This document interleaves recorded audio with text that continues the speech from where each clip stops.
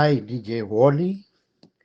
Firstly, I would like to say thank you so much for the way you present information to the people. Right. I once heard Gambakwe inviting diasporians to contribute and buy small houses in Vic Falls for $5,000 per unit, built on a free land.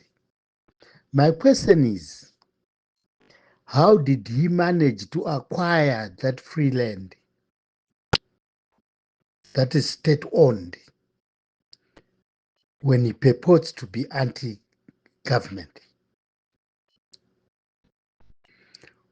Uyu munhu ka ndikapirikoni anoraisa vanhu vakasangwarira.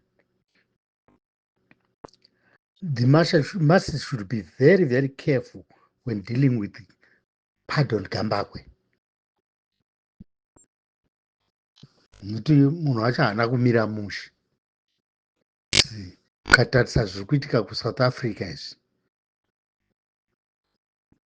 ukanyatsotarisiswa chaizvo mukati mazviri, tinoona kuti iye ruoko rwake rwuripo futi pakuti uyu mupana uyu nyoka yemabhonu aramba ari munhengi mumasales imomo, iye arimo mukati imomo.